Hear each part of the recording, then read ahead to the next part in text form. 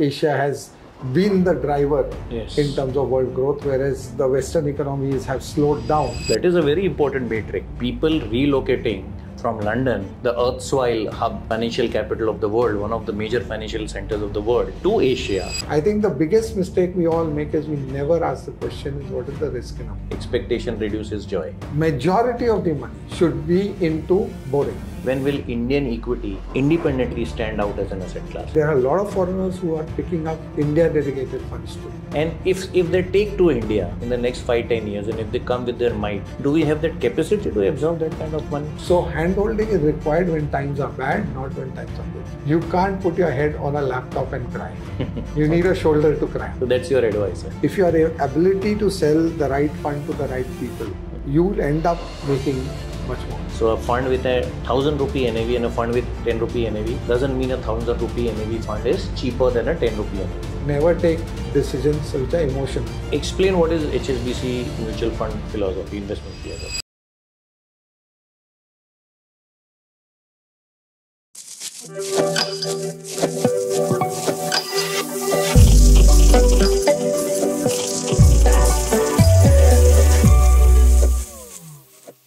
As I keep saying at the beginning of all my podcast episodes, that this podcast is about first principles of investing and will not discuss day-to-day market here.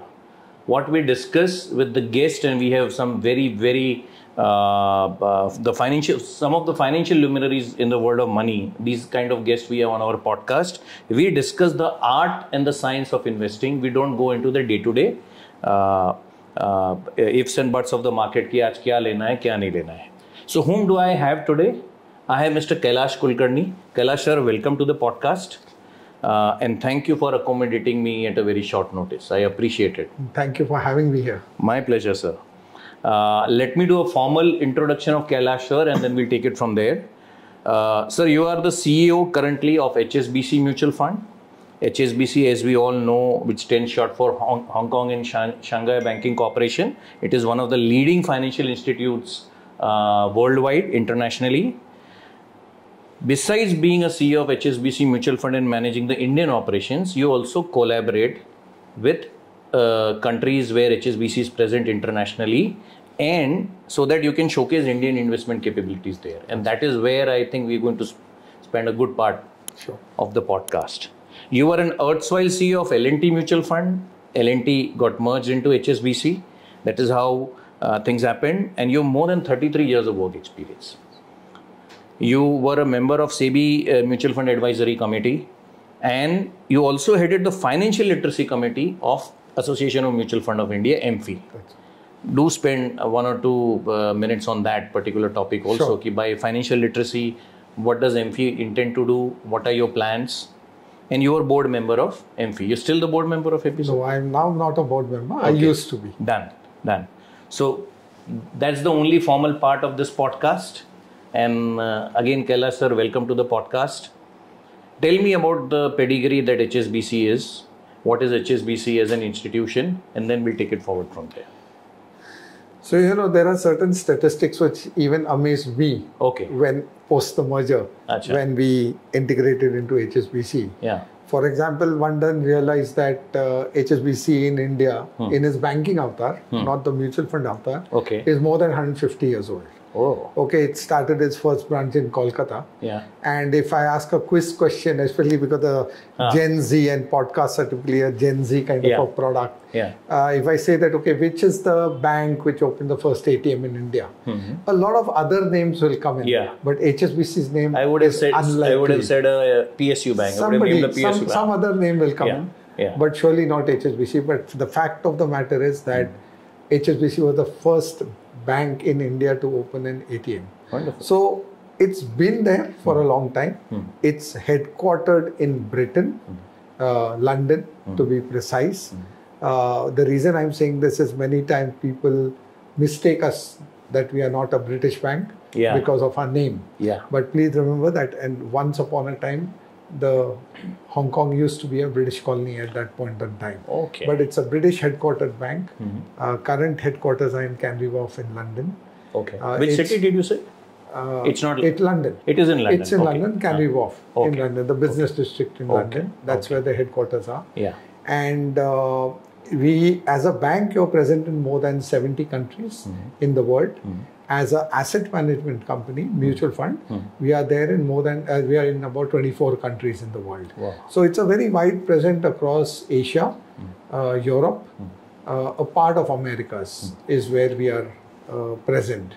And we've just recently crossed the $700 billion of assets under management as global, with the major assets be coming in from the European side in terms of size, but of late the new growth drivers, as we say, is Asia. Okay. So there's a huge focus on Asia, and obviously India plays a very important part in the Asian parlance of HSBC world, not just in terms of asset management, but overall picture that we have. Okay. So 150 years of... 160, yeah. More than 150. Yeah. More than 150. Okay. And that's why the headquarters is in Kolkata and not in Mumbai. Because at that time, the business used to emanate from Kolkata. From Kolkata. Right. That explains that. So there are other one or two MNC banks which left India. You will aware of that. HSBC has plans to stay put in India. So let's say that what are we doing? In fact, it's been in the press, so you can read various articles about HSBC. Say about 5-6 years back, there was a big pivot of what HSBC had planned to do for the next decade or so or more. And clearly one of the emerging markets where growth is going to be seen as compared to the rest of the world was identified to be Asia. And within Asia, then there are a few markets where growth will really do more than the rest. And one of those markets was India. So to a very large extent, HSBC decided to focus on this new market, which was expected to grow much faster. And I think the last 5 years, clearly world over, it's proven that way that, you know, Asia has been the driver in terms of world growth, whereas the Western economies have slowed down due to various factors. And let's not get into that. But clearly, if we look at whether it is consumption, whether it is development, whether it is GDP growth, whether it is overall, robustness of coming up with new technologies and new companies, startups. So you see this whole ecosystem of Asia is thriving a lot today. And we are, of course, one of the big countries in that ecosystem, which is also helping Asia grow very fast. One of the important things, and I think when you talk of commitment to India, I just wanted to share one interesting story. 3 or 4 extremely senior people who are based out of London headquarters relocated themselves to Hong Kong and Singapore to be in the same time zone. Otherwise, by the time the East Asia sleeps, London is waking up. So what happens in decision making, if you want to involve the really senior people, you know, they are like a time zone difference away. And just to ensure that you are faster on the processes, your ability to be in the market, see the market at close quarters, people actually relocated in the middle of the pandemic. So you can imagine that's the kind of commitment. That's the kind of commitment there to Asia. So Kailash, that is a very important metric. People relocating from London, the erstwhile hub, financial capital of the world, one of the major financial centers of the world, to Asia, to Singapore or some other Hong Kong and all, and would look forward to a period when people would like to relocate it to places like India. Mumbai, India, maybe Mumbai, maybe GIFT City and all. So when you talk of India, what we call global service centers, and you will be reading a lot about the GSCs, where a lot of people get employed, youngsters get employed, because they are doing the outsourced work of the world. And it's not just paper related. It's also a lot of data analytics. It's a lot of artificial intelligence. A lot of the cutting edge work is also getting outsourced to India today. Virtually every global player is having its GSC in India today. And HSBC has a large GSC presence in India today across multiple cities. So if you look at HSBC employs close to 40,000 people in India today as a group. And as a bank, you would be close to around 4,000 odd people. So the rest of them are in the GSCs. In the Global Services Center, that is also an interesting concept. Global Services Center, where you manage, you do cutting edge work like data analytics for the parent, which is located in some other locality, some other geography, and you're saying a big portion. And would it be a lion's share of their GSC staff in India? I'm pretty sure it will be. Okay. I don't have the answer to that, but my gut says it would be. Okay. Kailash sir, these two metrics that you said, one a very senior person in HSBC group wanting to shift from London to Asia, and the GSCs having a very big workforce here in India. These are very, I hope the Gen Z looking at this podcast, they realize these are very important data points. This metric would not have been possible 10 years back. Difficult, I would say. And I think that just shows the commitment which the group has towards the Indian operations. Wonderful. Okay. Now you said a good portion of your time, besides integrating erstwhile L&T into HSBC, you were also traveling a lot internationally to meet people who have interest in investing in India. Do spend a good portion of your time on that.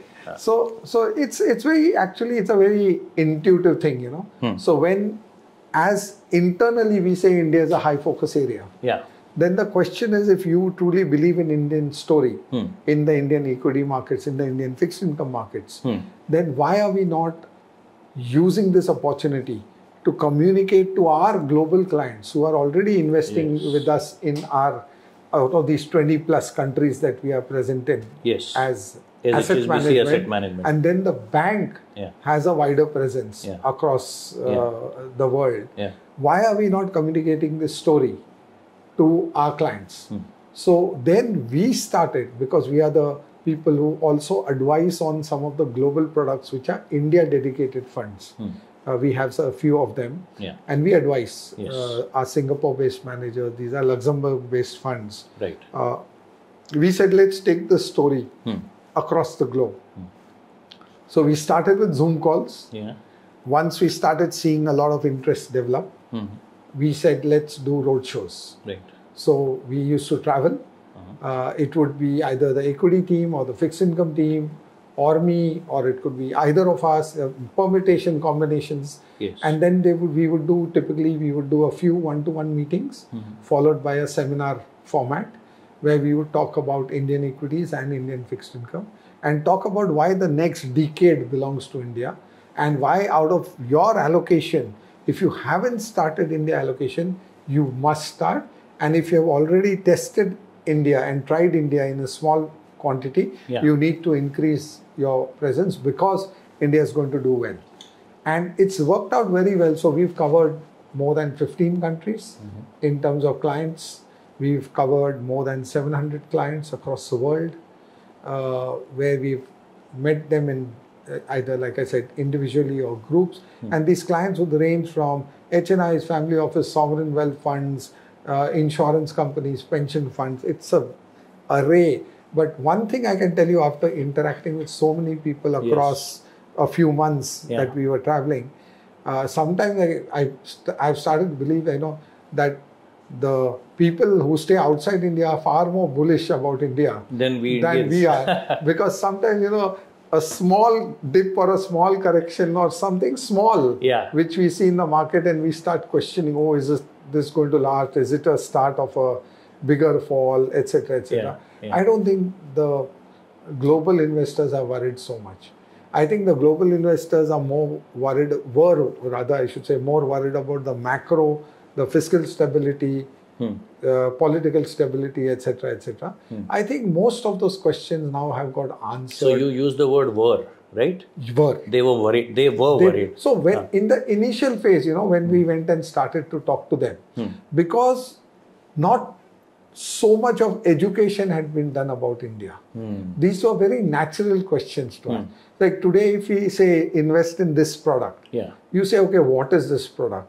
Why this product? What are the risks associated? I mean, if you're not asking this question as an individual investor, I think everybody should start to ask that question as an individual investor. Right?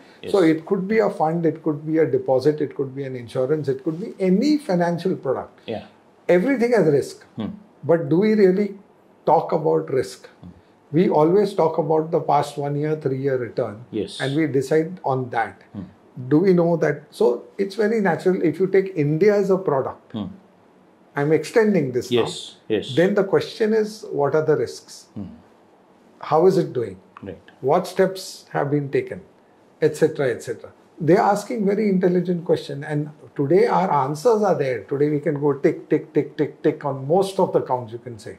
8 out of 10 if you're doing a tick mark, people will say, oh, I was not aware, having this on the radar. Let me put it on the radar before I start cutting checks and investing in it. Right. But that's amazing. And the people are really, and also I think to a large extent we have seen that our standing in the global community across the world has gone up. Whether it is our Prime Minister or whether it's our Foreign Minister or our stance, our ability to manage West and the East, everything, the way we have portrayed ourselves, our overall stance has gone up significantly. And to that extent, people want to listen to the India story. So that opens doors also. That opens doors easily. And what I find very refreshingly different from some years ago is this time the story is just not about equity. They are also looking at fixed income. I was going to come to that. So, it's a balance of both. So, it's not just, otherwise, traditionally equity is more nice to talk about. So, we only talk equity. But today we are seeing interest across both equity and fixed income for India. Interesting. So, Kailash sir, today morning, one of the CEOs of a mutual fund company shared a data point about MSCI index. And our weight is still very low there. It is very lower single digit weight. And I've asked this question in my previous podcast also. When will India stand out as an asset class? It's high time we come out of that emerging market asset class. We get allocations by ETF because they want to buy emerging market. And so tell me this, when will Indian equity independently stand out as an asset class? Have we arrived or? We are arriving. We have not arrived. We have not arrived. And the reason I will say is that, is every global investor cutting checks on India today? No. Like 10 years or 15 years back, they were cutting checks on a neighboring country? Right. They are not. The answer is no. Yeah. So, which means we are arriving. Okay. We have just scratched the surface. The early entrants have seen the benefits. But I can tell you over the next few years, I can see hundreds of clients wanting to invest in India and not lose out. And it's time they club us as an independent asset class rather than clubbing us as part of emerging equity. Which has started to happen. Achha. So what they also understand is Asia is not like Asia will go up or Asia will go down, right? Within Asia, there are pockets which are doing far better and pockets which are not doing so well. And we come in that first one, which is doing far better. Do they see any stumbling blocks? Major. They don't see any major stumbling blocks today. Do they see ripples or rumblers? I think it happens in every economy. Okay. You cannot have a uni-sided view ever. So there will be some ups and downs. I think the big difference, if I have to put it, and why they are so interested in coming to India, a global investor's expectation, according to me, are very rational. Okay. They are not looking at the 20-30% return. They are looking at 10 to 14% returns on equity. They are more than happy. 10 to 14% CAGR, compounded annual which growth they rate believe. They will be more than happy. More than happy. Right. Now the problem is, the moment I start believing that my returns should be 20% plus as a domestic investor, the chance of you not being happy increases manifold. Correct? I have a very interesting saying for this. So just digressing a little bit, but let me say that. One of the things we tell the younger generation especially, you know what? BSE Sensex or Nifty, or let's say BSE Sensex because that's the older index, has given a return of 14-15% since inception. Right. We all say this when we go and talk. Since the time Sensex was born in the year 1979. Correct. So we all use this as an example, right? To kind of do we say the next statement that in this period of time, since the Sensex was born, our risk-free rate of return would be averaging around 10%? No, we don't say that. Now, when you look at it from that perspective, what is risk-free rate of return? A government of India, AAA guaranteed kind of a return, right? Yes. That's risk-free because the government is going to pay you back your money. Yes. So, how much percentage did you make over and above your risk-free rate of return? 50%? Yeah. 15%? Yeah. So, 50% So, over... absolute terms, we made 5% more. Yeah. In terms of percentage, we made 50% more than the risk-free rate. What is today the risk-free rate of return for government? 5.5%, 6%. 6.5%, let's assume. So, if you are saying, I should get 50% more than my risk-free rate of return. Okay? And then I come to a figure of, say, you should get 10% return. And just imagine you going to any Indian investor and saying you will get 10% return. How many of them are going to cut checks for I think my podcast, they'll stop my podcast here. No. So the question is, can you get more than 50% return? Yes, there will be years which you will get much more. There will be years which you may not get even that much, right? Okay. That's how the market works, fundamentally. Yeah. But if my mental brain is happy with the 10, 11%, and I end up getting 14% after 10 years of compounded return, I will feel delighted. But if my mental brain is saying that I should be 20, 22%, because the last 3 years have been superlative and my certain segment like the small and mid caps have given me crazy return, I will never be happy. Okay, so it's like going for a Bollywood movie, and why I'm using Bollywood, because cricket and Bollywood are loved things in India. Yes. You go for a movie, it's overhyped, you go there and say, kya maza aaya? Kuch nahi. And you go for a movie which has gone through word of mouth publicity, and your expectations are low, and you say, wow, what a fantastic movie. That happens with many documentaries, so, right? You had zero expectations. So it's the same thing, right? So I would want the narrative to change to how much outperformance on your risk-free return is your market giving you. So are you saying 50% above risk-free return? I'm not saying that. I'm just saying historically, that's been it, right? Assuming you continue forward. Because the moment I say 15% or 14.5%, whatever is that number, I'm already implanting into the brain of the person that 14.5% is what you should be looking at. And then we compound it by saying that, active funds actually outperform your benchmarks. And it makes the life of all fund managers miserable.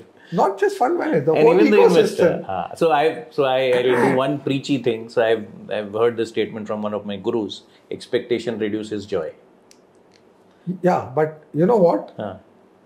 The more boring you get in our industry, the more money you make. Right.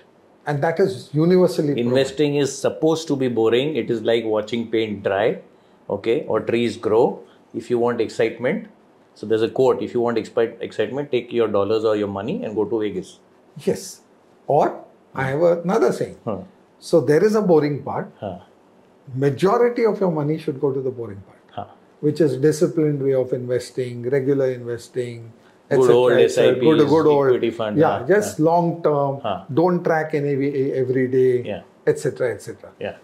Then keep some money for the fun, but be prepared to lose that money. So how much are you willing to lose? Of course, you may make 5x in that. That's your luck. That's your genius, your brain. You've done much better. Great. But if you have a combination of both, that excitement, because nobody likes to lead a boring life. Everybody likes to do some excitement. So I'll just interrupt 1 minute and then I'll ask you another question. You can't only keep some money. You have to put a percentage. I call that play money. Yes. So no matter what you tell your clients, Correct. they're going to dabble in cryptos, they're going to dabble in other things, they're going to dabble in direct equity. So I say that is play money. Correct. It's like once in a couple of years, if I go to a place where there's a casino, I go there, but I go prepared before I enter casino. I am prepared mentally that ये पैसा zero भी हो सकता है. अब you tell me that play money का percentage कहाँ पे? It's very difficult to say that, and I'll tell you why. My play money and your play money can be completely different in the percentage of the total asset which is there. For somebody, it may be just 10%. For somebody, it could be 30%. But my simple thesis is majority of the money should be into boring. Plain vanilla, long-term, fundamental, where it will grow. Okay. And it could be goal defined, it could be not goal defined. So I think one of the biggest goals in life is retirement. Right. Okay. Yeah. And unfortunately, most Indians don't believe in it 100%. because we all believe my son, daughter will take care of me. Yes. So why do I need to plan for retirement? Because we live in that kind of a society. Which is one fallacy in our thinking. And I am getting now clients who are saying I am not going to be dependent on my children. Correct. I want but to be this is just changing. Just it's changing. In the last 5 years. Agreed. But the thought, and why did we never talk about retirement, is because our children or the way we are born, brought up and raised in India is we take care of our parents. Yes. It's only off late that you're hearing stories where they don't happen or their children are too far away in some other country and hence their ability to take care is not there. Yeah. So if you're focused on that, then it's the boring stuff which is going to make you more money than the fun stuff. Yes. Then you have your fun stuff. And I, for example, for fun, I am an adventure junkie. So you tell me to do bungee jumping, skydiving, I would do all that, right? That's my fun stuff. Okay. Right? Yeah. But do I put money into fun stuff? One is I can't, thanks to the role that I am in. So we are regulated that we are not able to do a lot of fun stuff. Okay. But even, let's assume I was not. My capacity, I think, would have been 20%. Not more. Okay. But play money in your portfolio would be 20% of that's my capacity. Investable surplus. I am not suggesting that 20% should be everybody's capacity. It would differ from person to person. So let's define play money. You said adventurous. You want to... I'll put it in an early stage startup. Okay. Okay. Okay. I will put it into direct equities. Okay. Okay. Yeah. And trade. Not invest. Not invest. Huh. That's the fun part, right? Yes. That's the play money. You do it for the kick. I can't do it in this role, but assuming I was not in this role, I was an individual running a garment shop or having my own business or working in another organization. That would be what I would do. Okay. One thing I would never do is not invest in crypto. Okay, and I have a simple rule. Yeah. If I don't understand the product, I don't touch it. It's as simple as that. So I have tried to understand it. I have not understood it. Kailash sir, the Gen Z will label you because you are above a particular age. तो आप समझना नहीं चाहते हो. So let me tell you, I do early stage startup. Okay, that's allowed. Yeah. By law. That's super Gen Z, by the way. Right. Okay. So just for one product, I can't be why you would, let's say you are allowed by regulator to put money in crypto. Still, why will you not? I don't understand the product. Okay, what do you don't understand? I mean, see, let me clarify for the benefit of the viewers. Somebody at your place saying I don't understand means a lot. Because you understand, you are at the helm managing, you are a CEO of a 33 years of experience. So maybe, ऐसा तो नहीं है कि आपको, no, maybe so tell me specific what you don't. It's very difficult to say that. It's just that, every product needs to be evaluated. Okay? And you need to understand the risks. Yes. And you need to understand the returns. Yes. And again, you see, I'm very carefully choosing my words. Yeah. I always say risk before returns. Never returns before risk. First take care of the risk, the returns take care of themselves. If I understand the risk and I'm accepting the risk, okay, I will accept the returns. Okay. If I don't understand the risk, right, and then I go and invest, and something wrong happens, then blame game starts. Okay. So hence, every product has a risk. Yes. When we cross the road, it's a risk. Yes. But does that mean we don't cross the road? We do. We do, right? So we are taking a risk, but we take a calculated risk. I look to the left, I look to the right, I do all that. Yes. And that's when I cross the road. Yes. So similarly, every product needs to be understood. And to the capacity you can understand the product, ask some intelligent questions and say that, yes, this seems relatively okay. So if I ask the risk question and they say, this is the maximum risk you can take in the product, right? Then I will say, yes, I want to take that risk or I don't want to take that risk. And then life becomes very easy. Okay. I think the biggest mistake we all make is we never ask the question is what is the risk in a product. Yes. right? Yes. We will ask risk in everything else. We'll say if we go to the Pani Puri wala, is he hygienic? What is that question? Why do we ask that question? Is he hygienic? It's about risk, right? Yes. Because you are worried whether you will have loose motions next day. Correct? Yeah. So that's a risk question we ask. But when it comes to financial services, unfortunately, many people do not ask about risk. And I never tell people not to have play money. It's super exciting. Okay? But always understand that you can lose. If you make money, great, fantastic. But you can lose. You should know that at the back of your head. I think that is, for me, the crux of everything when it comes to investing. Now let us okay, so that really explains that why you don't invest in crypto, because you don't understand the risk of crypto, right? Why I don't invest in crypto is because I am an ethical investor. So I believe a good portion of the underworld activities do get funded by crypto. Crypto has made life very easy. If I am a terrorist and I want to buy a gun, or I want to buy a nuclear arsenal. I don't know about that. Like I said, I don't know about that. So that's my reason. Okay. So if I don't understand, it's best not to touch it. Yes. In second, my guru Kailash sir, Warren Buffett, has said that even Mr. Ashwath Damodaran, that whenever you want to value an asset, you should have cash flows. Now, crypto, so gold is one exception, but crypto doesn't have cash flow. How do you value it? Again, like I said, I don't understand it, so I can't comment on it. I'm telling, okay, now let's come to the subject of mutual fund, where you've been managing it for 33 years.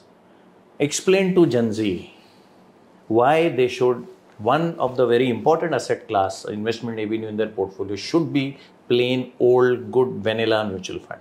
People have this impression, Kailash sir, ki mutual fund is for people who are above a particular age, or it is for somebody who cannot himself or herself invest. People overrate their ability to invest. So explain, mutual fund hai kya? How do you manage it? How do you take care of risks there? So the good part about a mutual fund is there are professionally qualified people called fund managers whose full-time job is to understand the markets and take those calculated risks while investing. Can they go wrong? The answer is yes, can they go wrong? But if they are good, majority of the times they go right, and hence at a portfolio level, you see that generally mutual funds have given good returns over a period of time. Why do you need to invest through, say, a fund, and more so within a fund through a systematic investment plan? Okay? I'll tell you my real life story, because I think real life stories matter. Yes. Okay? Yeah. I started my career in financial services in 96. Till then I used to sell trucks. That's a different story. 98. You were in Eicher Motors. I was in Eicher Motors. Yeah. In 98, towards the end, one of my friends from the industry, I was a distributor at that time, so I used to sell a variety of products to clients. So one of the mutual fund friends of mine came to me and said, Kailash, you buy this product. I said, I don't have the money. I just purchased a house. This is in the year 1996? 98. 98, somebody was selling mutual funds. 98, somebody came to me and said, Kailash, you must buy this product. It's a great product to have. And honestly, I was over-leveraged at that time because I just bought a costly house in Bombay. And I had said, I'm not going to do anything else for the next 2 years because I need to pay the EMI, take care of my household expenses, blah, blah. Yeah. When here is a person comes 3 months after I buy the house saying that you must buy this product. And those days, the minimum ticket size was 10,000 rupees. Not like today where you can get 1,000 and 2,000 rupees. 10,000 was a big money at that point in time for me to invest. Is it for lump sum or for SIP? Lump sum. Lump sum, one-time investment? Okay, minimum was 10,000. Minimum was now 10,000. it is how much? Now you can do it at 500 rupees. You can invest 500 rupees in mutual. So even a rickshaw wala. Anybody can invest today. And I think if you listen to what was said recently by the chairperson, he says that the future of the industry is sachetization. Like the shampoo went into a sachet and the industry grew. So tomorrow, I will not be surprised if you start getting 50 rupee and 20 rupee also. That's a, leave that aside. So I invested in that. And because I was kind of forced to invest in that, I kind of forgot about it. And that time there was no PAN card, no email ID, no phone number compulsory, nothing. Which no is there. KYC issues. KYC was there, but very rudimentary. Very rudimentary. And then, as typically in Bombay, after that I shifted my house. Not being very disciplined, I did not inform the fund house that I've shifted. And it was growth plan. So there were no dividend coming to me, nothing coming to me. Okay. So growth plan, Kailash sir, is where you only earn capital gain. Correct. Okay. That too, you incur a capital gain tax liability when you sell it. Yes. You don't get yearly dividends. And other things being equal, a growth plan compounds much more than a dividend plan. Correct. आप कुछ वापस नहीं ले रहे Because हो. dividend is your own money coming back to you. People get happy with dividend.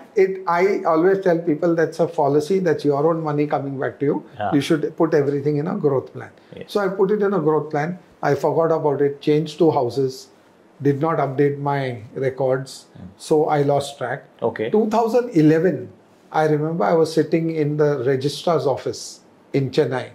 And I suddenly remembered, I had this investment. Achha. So I just told him, can you get me an account statement? He said, sir, what's the name of the scheme? I said, I don't know. Okay. I said, see, these are my 3 addresses in Mumbai. Achha. So it will be on one of these 3 addresses. And can you just figure out and tell me? And then I continued my meeting. By the end of the meeting, he had given me an account statement. And I looked at it and I was shocked. Because the value from 10,000 had already become 3 lakh plus. 1998 investment of 10,000 rupees to 2011. Yeah, it had gone up so much. And typically what would have happened is you'd say, oh, I made so much money. You would put in a redemption and take back the money. Yeah. But what have we been taught in this industry is that never take decisions which are emotional. Think about it, right? So you just waited. And I said, okay, what do I tell everyone? I tell everybody that you should fill it, shut it, forget it, right? That's what we talk about. Yes. Unless once a year review we do. Yes. And leave that investment be. It'll work for you. Yeah. And I just let it be. And the last I saw, okay, that very still recent. Remains in my You're not taken out that 10,000. I have not taken out that money. It has undergone 6-7 fund manager changes. Okay. It has undergone 4 name changes. It has undergone 2 category changes. Okay. And today I think it should be closer to 10 lakhs if nothing else. 10,000 invested in 1998 in a mutual fund scheme which was not reviewed. It was reviewed, but loosely. Very loosely. But until 2011 you didn't bother. No, didn't bother. Okay, 98 to 2011 you didn't review. So after that, yes, annually I just... It has become 10 lakh. Close to. Okay. Because sometime back I saw it was 8 lakh. So it's a 100 bagger. So I just feel...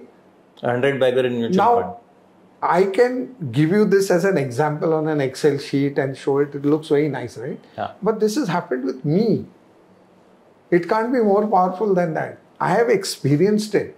So if the Gen Z starts today at 23, 25, 21, I believe the first salary that they earn, everyone should take out some portion of that salary and give it, put it in a SIP. Yeah.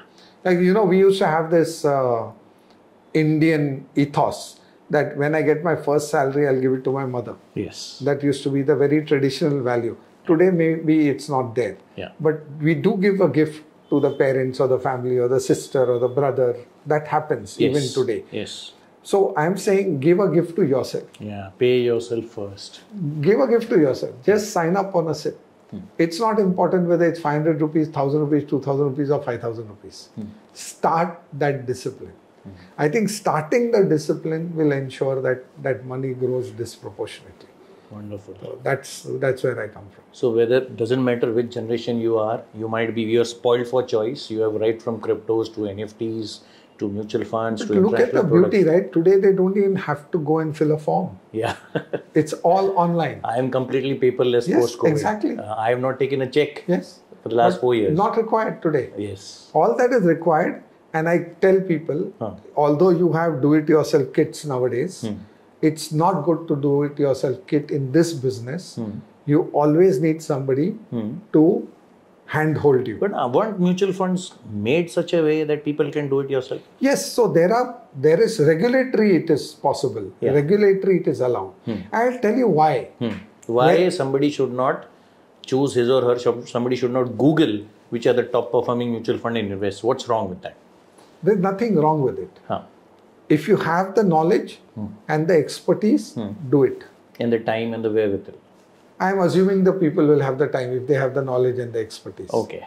Then do it. Okay. How many of us genuinely have the time and the expertise? Right?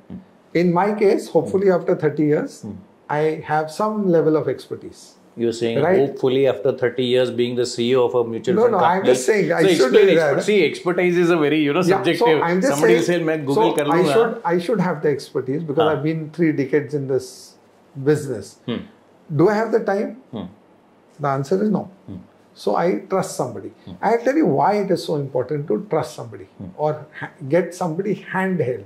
It could be a relation, it could be professional, it could be anybody, right? Yeah. By the way, you're aware that as a chartered accountant, you can file tax returns on your own. Yeah. Then why do people use a chartered accountant? Because it is his area of expertise. Exactly. Yeah. Can you do it? So I am a chartered accountant. I know that. Yeah. That's what I'm saying. Yeah. Right? But I have never filed my ITR because the person doing that job day in and day out. Exactly. He knows the finer nuances of it. Exactly. So I'm just saying it's exactly similar to that. And when the markets are doing well, when your returns are in double digits, they are positive. Yeah. Everything is good. You don't need anybody. Yes. The problem is 2008 happens. Right? So what happened in global financial crisis? The markets corrected 50% in a few months. Yeah. I can tell you one thing. You can't put your head on a laptop and cry. You need a shoulder to cry on. Yeah. Right? So that's your advisor. That's your advisor. That's your person who is holding your hand. He can navigate you, guide you in the right manner. That's how it is. So I think that is very important. So my belief is, yes, do it yourself is good. Use do it yourself from a transaction perspective, but always have hand holding behind it. Yeah. So Kailash sir, that is important. The ease of buying and selling investments, including mutual funds on my mobile, people confuse that ease of transaction. Where is the advisory part in that? Yes. Who's asked? I mean, if it was that easy ki last 1 year, 2 year, 3 year performance dekh ke invest kiya, I think if you buy the top performer every year, you'll never make money, right? That's right. So that ease of transaction has been confused with that it is a replacement to advisory. So that's why I keep saying that the Gen Z is very lucky. They have not seen a prolonged fall or a crash, which is like 30% in like a month. Very few of them have seen it or have experienced it. Yes, you did see it in COVID. In COVID, that 1 month when the markets went really crashed, but it didn't happen that way. So they have not seen 4 such phases in life. I think when you start seeing this and your fund that you invested in drop more than somebody else's fund is when you start questioning, and then you need somebody to go and talk to. Yes. Who are you going to talk to? Yes. And whether that talk is through a telephone, through a technology enabled platform or through a physical meeting, but a talk is required at that point of time. Yes. So hand-holding is required when times are bad, not when times are good. Yes, and bad times do come after good times. It's a cycle. It's a market. If it's a flat line, it denotes exactly what a cardiogram denotes. It is dead. It's dead. Okay. And nobody likes to be dead, right? Okay. So it will fluctuate. You will have ups, you will have downs. Yeah. You will have times when it's euphoric. You will have times when it's really, really falling. Okay. And you need that support. But my example, why I told you, is because it was boring, right? I didn't do anything. I made good returns on that product. Correct? I have not calculated the CAGR. If you ask me the question on that product, what is your CAGR today? I don't know. It's not relevant to me. People will say, shouldn't we be buying for the best schemes, best products? Well, if I knew which was the best scheme, I would have a 14-bedroom mansion in the Bahamas and I would be sleeping in a hammock, drinking some nice drinks. And this is coming from the CEO of a mutual fund company. Well, the issue is, do I know the past? The answer is yes. Do I know the future? I would like to believe that I know what can happen, but can I go wrong? The answer is yes. So the issue in life is that which stocks will perform and which stocks may not perform due to multiple reasons. Something happens in some small country in Africa, which is rich of minerals, and that mineral is sold to some company in India. And that Indian company does very well. And that country now comes to a stop and there's no supply. Right?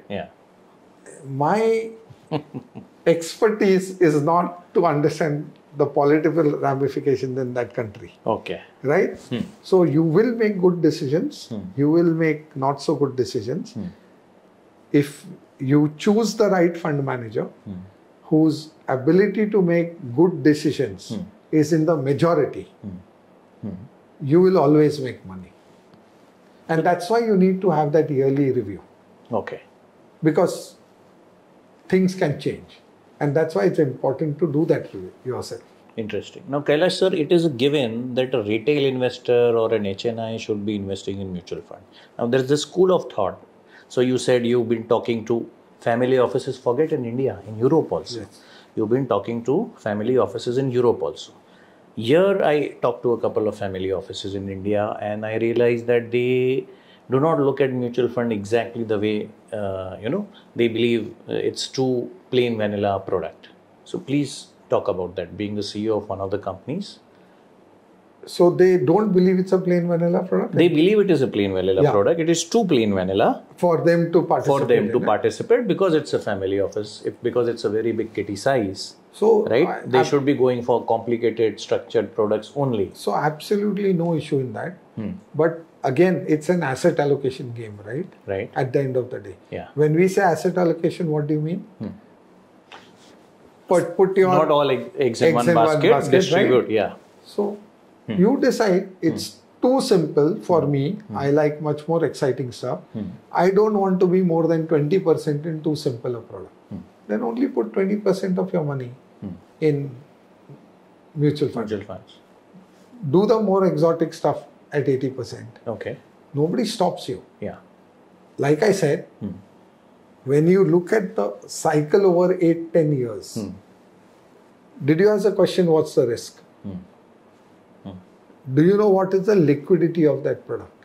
So I have invested in a product, I made 20x on paper, but I don't have liquidity. So now, I can start. Now why I'm telling you, a typical family office will invest in 7-year, 9-year locked-in products. Right. And in that, the product has got this cycle. So they see it at this cycle and say, see, I did a fantastic job. The CAGR is very good. CAGR is fantastic. We have trumped plain vanilla products. By a mile. By a mile. And can you encash it? If you can't, are you confident that that trajectory will remain till the end cycle? When you are going to encash it. When you are allowed to encash it. Or is the fund manager going to cut and say, okay, we made too much returns, much more than even what I expected. I'm going to return the money right now. So till your ability to cash out is not there, everything is a paper profit and a paper loss. It's not real profit, real loss. When you put a signature to it and redeem it, you convert the paper profit or paper loss into an actual profit or actual loss. Wonderful. So when you go to exotics, like you're saying, exotics generally have a lock-in period. Generally. I'm not saying every exotic will have a lock-in period. Are you aware of that? And are you aware that for that much amount of time, you can't take out the money? So some portion of your, even if you are a very high profile family office, according some to portion. Me, again, I'm going back to my first statement. Majority should be in plain boring. The play money for such people can be 40%. 60% you are showing is plain vanilla, even if it is a big family office. According to me, plain, I have not come across cases where consistently over 10, 15, 20 years, play money has made more than boring money. I have not come across. So I am saying there may be cases. What has been, so you're pitching Indian mutual funds, Indian equity and debt funds to family offices even in Europe. And these are much bigger than the family office we have in India. What is their reaction? How are they taking to it? And what are their concerns? One or two top concerns? So like I said, number one, they want to understand India better. They want to understand the risks involved in India. Multiple kinds. Fiscal, political, currency, all of that they want to understand. Yeah. So those are questions which they ask, and those are correct questions to ask. But they are open to invest in a plain vanilla mutual fund in India? Not necessarily. They may say that, okay, I'm giving you $500 million, you advise us on a particular sector, some 4 sectors. They may not necessarily put their money into the mutual an fund HSBC flexi cap fund. Understood. Okay. Understood. But they may want a product which can mimic a flexi cap fund. Okay. Because they want a product which can go large cap, mid cap, small cap. Okay. Or they say, no, we are very clear. Infrastructure, we think India is doing very well. They are putting in money. Government is behind it. We would want our stocks to be in the infrastructure sector. Okay. So create a product Would you advise us on that? Okay. So it could be advisory based. Okay. It could be actually investing in a fund. Okay. Either of the two. Okay. And also investing in a mutual fund product. Yes, but these mutual funds with the global PSM are not dedicated India mutual funds as in an Indian mutual fund. These are dedicated India funds which are housed in a tax haven. Yes. Now, Gift City in India is going to be the next place where such funds will be launched. Yes. And these global investors will invest in that fund, which will be managed by us. Yes. Today, these funds are typically Mauritius-based or Luxembourg-based or Dublin-based, managed by a fund manager, advised by the Indian entity. Yes, I was going to ask you that question on Gift City. Are your HSBC schemes registered in Gift City? So currently, no, but we are in the process of applying for setting up a Gift City. And that will allow you to take money from foreigners who want to take exposure to Indian equity. That's right. Wonderful. Or Indian fixed income. And it's attractive enough for you to look at that particular proposition. Oh yes, very much. Wow, so that trumps all these questions, all these doubts people have about MF being so plain vanilla. If family offices in Europe and Asia, which are huge by any standard. Not just family offices, any large institutional investor is today putting their money in India. That is India. It's a fund, but it's not necessarily based in India. It's based somewhere, but it's a dedicated India fund. Understood. Some of them put their money into Asia fund, where India is an allocation. Yes. It could be 10%, it could be 40%. Yes. It depends. Yeah. But there are many India dedicated funds. And there are a lot of foreigners who are picking up India dedicated funds today. Wonderful. And if they take to India in the next 5-10 years, and if they come with their might, do we have that capacity to absorb that kind of money? So, this question 10-15 years back, we may not have had. Yeah. But our market has grown exponentially. Yeah. The balance sheets of all the companies have got cleaned up exponentially. I mean, literally, it's doing much better. The transparency has gone up. What do the global investors look for? This is what they look for. Governance, transparency, cleanliness in the whole system. Ease of entry, ease of exit. Both. Which in one of the neighboring country was a problem. So then they say, why not? Yeah. So it's like that. Yes. And we are ticking the boxes, like I said, across multiple parameters today. Wow. So if an outsider, if a foreigner is looking to India so actively, why should Indians? So I have money, NRI client base in more than 17 countries abroad, and whenever I talk, NRIs do not appreciate what is happening in India. That's because the expectation is much higher. Okay. That's the only difference. You give them, say, 15% return, which is not a bad return. They'll not be happy. Yeah. And another thing is probably if they are out of touch with what is happening in that country. Let's say somebody left India 10, 15, 20 years back. So they don't know. His picture of India. But then that's where your role comes into in terms of explaining what is happening, right? You have a very unique product. I was just checking your fact sheet, Kailash sir. And there's this product, HSBC Global Equity Climate Change Fund of Fund. Yes, we do. So HSBC has some amazing products on the asset management side. The HSBC parent. The mutual fund, our HSBC asset management, we call it internationally, because internationally it's known as asset management. Yeah. We have everything. We have got quant funds. Yeah. We got ESG funds. We've got alternates. We've got real estate expertise. We've got multiple expertise across different markets. Yeah. How much of that can we bring to India and offer to Indian investors? Over a period of time, we will keep doing it. Currently, of course, by rules, regulations also, we are not able to sell global products because of the cap of investment. Which you believe should go away in some time? It will not go away. There will be a cap, but the cap will increase. The limit may go up. Yeah. So again, you will be able to sell these products. Right. So a climate change, and today that's a buzzword across the world. ESG is a big thing. I think these are well-established products globally, not so famous in India. Yes. So would some Indian investors like to start investing in these products which invest in global companies? The answer is yes.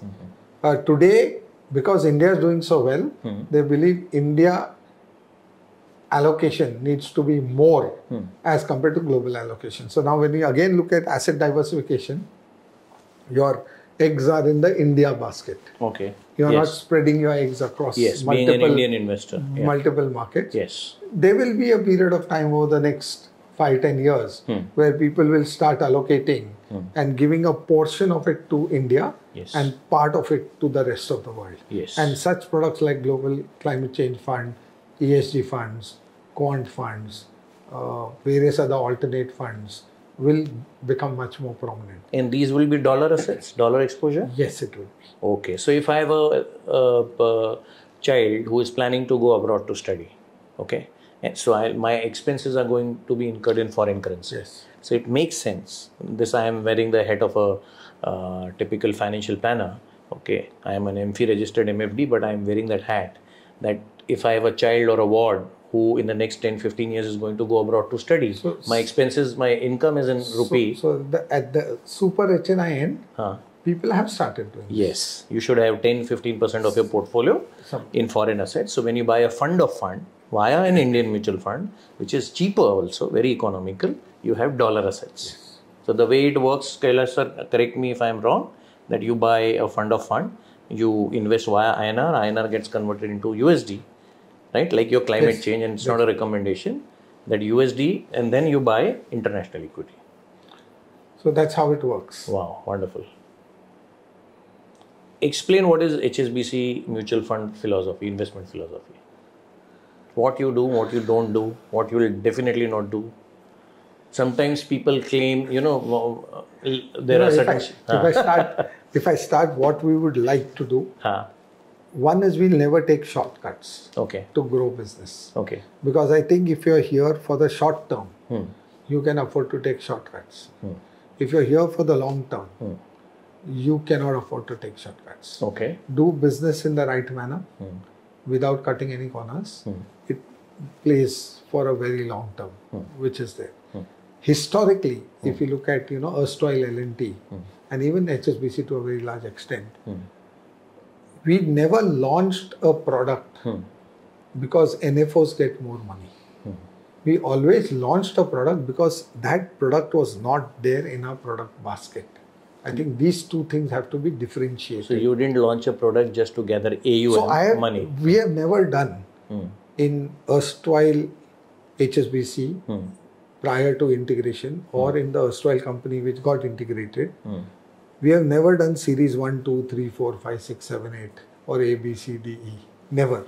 Okay. Closed-ended 3-year because 10 rupees sells. It's a fallacy. And especially to the Gen Z, 10 rupees is a fallacy. 10 rupees is equal to 121 rupees is equal to 1021 rupees. So let me explain that. I've been in this practice for 15 years. I don't recollect any mutual fund schemes anyway. It is only an accountant's job, right? It is relevant. So a fund with a 1000 rupee NAV and a fund with 10 rupee NAV doesn't mean a 1000 rupee NAV fund is cheaper than a 10 rupee NAV fund. That's right. Correct, sir? That's right. Yeah, it's a big myth. Yes, and people misuse this too. Because it is so prevalent, this myth, there were people who launched products. Yes. We never did. Right. That's why I'm saying we are in the long game out here. If your ability to sell the right fund to the right people is there, you will end up making much money. So for me, what I focus on or what we focus on as an organization is, can we double the number of investors we have? Okay? AUM then becomes an outcome of it. Okay. If you're focused on AUM, I'm not going to the next 100,000 investors. For me, going to the next 100,000 investors is so important. Okay. Okay? Launch products, but so long as it fits the product basket. We call ourselves true to label. Okay. Okay, what is true to label? If I say this is the way I'm going to run the product, I will run the product like that. I will not be swayed by market conditions to suddenly in the interim change the product because it suits the market for that period of time. Okay. So we are not momentum players in our company. We are bottom-up stock pickers. Fundamentally. It's not that we don't look at macro. We do look at macro, but fundamentally after looking at macro, we are bottom-up stock pickers. So if I say that I'm underweight IT, doesn't mean I have zero IT in my portfolio. Okay? Yeah. I will have some very good IT companies in my portfolio. Yes. Okay? Yeah. If I say I'm overweight a particular sector, right? It doesn't mean I have got every company in that particular sector. I may choose to leave sometimes even some of the best 3 names of that sector. Well, I don't believe those 3 names will be doing better than what I have. Okay. Okay. So we are very true to label. So prior to SEBI coming up with categorization, we had a large cap category. Yeah. Yes. Yes. And in that large cap category, we used to be 92% large cap. Post definition of SEBI as to what is a large cap. We had already followed that first 100 is large cap. Okay. Yes. That's how true to label. Okay. Then when mid and small cap rallied in 2015, 16, 17, we did not dilute it from 92% to 70% because we started underperforming the competition. We said, you want to have mid and small cap? We have diversified funds, which are 60% small and mid cap and 40% large cap. Yeah. Come there. Yeah. When we launched the small cap fund, in our offer document we put that 50% of the stocks have to be small cap. Okay. Yeah. Why did we put it in the offer document? When we did a historical analysis, we realized that when the markets sway, a lot of those small caps had actually become mid caps or large caps. Okay. Right. Right. So the idea is be true to label. Same on the fixed income side. If you are running a AAA portfolio, run a AAA portfolio. There are times when people will chase safety. There are times when people will chase yield. That is return. Yes. If you mix the two, your client experience is going to be very bad. Okay? Because you have come to me because I run AAA.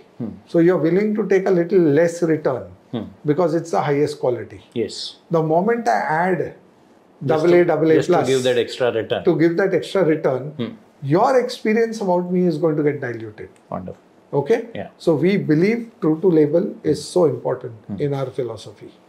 And so long term, true to label, never do something to take shortcuts, and always think, how can we expand the market? I think in India, when you have just 3% of your population investing in mutual funds, we are not competitors. Is that the figure today? Oh, so if you count 140 crore and you have 4 crores people, I mean, mathematics. Okay. So, wow. So can we it's a long runway. So can we go to 10 crores?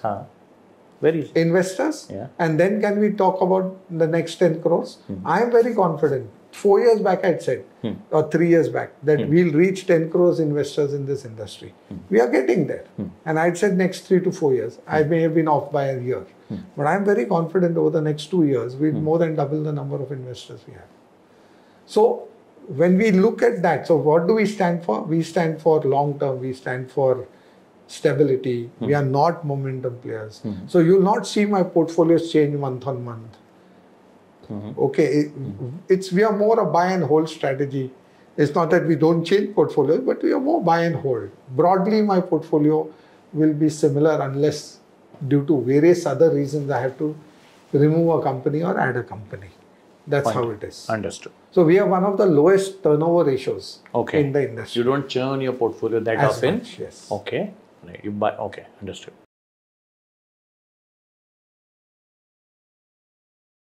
Now it's time for a turntable.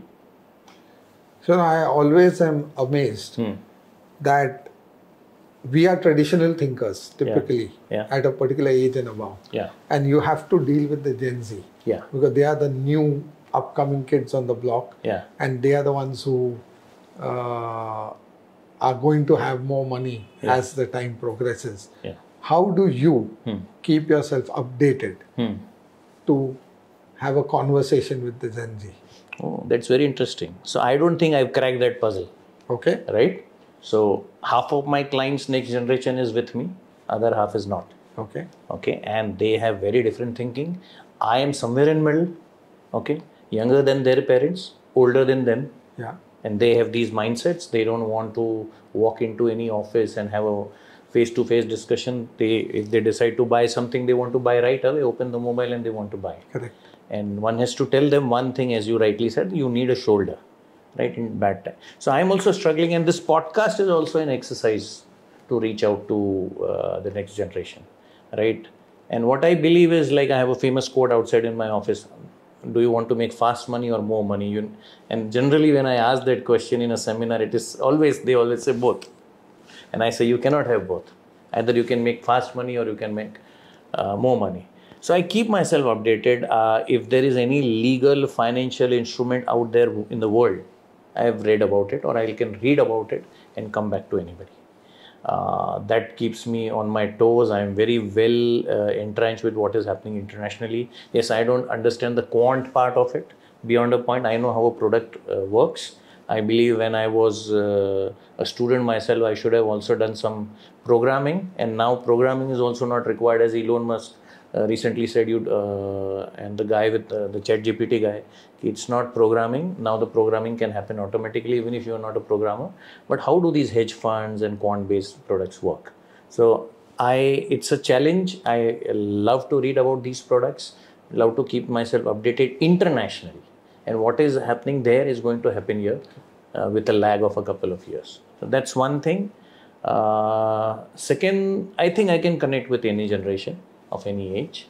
That is more of a personality thing rather than a financial thing. I can talk and connect to. And Kailash sir, that's a wonderful question you asked. I am very interested, even personally, outside of my practice, in being a teacher and a motivator for the young generation. I believe they are the future. Okay. So let me ask you. Yeah. Apart from financial planning, financial distribution, chartered accountancy, blah, blah, blah. Yeah. What is that which you look forward to? I am planning to become, I'm also a financial trainer and coach, as you are aware. I keep giving seminars and all. My next area of interest, if there's anything outside of finance and autobiography that I read, it is epics.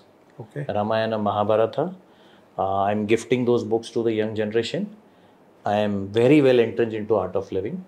I believe, so I follow Ray Dalio, one of the biggest hedge fund manager in the world, Bridgewater. He's a meditator.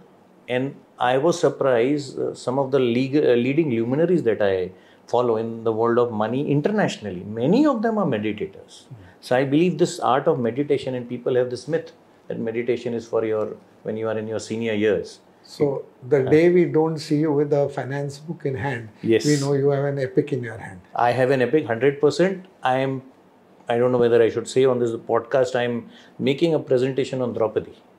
Oh. I learned about Draupadi recently, and I was given to understand that she was the finance minister of Indraprasth. She was managing Indraprasth, not the Pandavas. Pandavas were very busy protecting and expanding their kingdom. Who was day-to-day managing the entire kingdom of Indraprasth.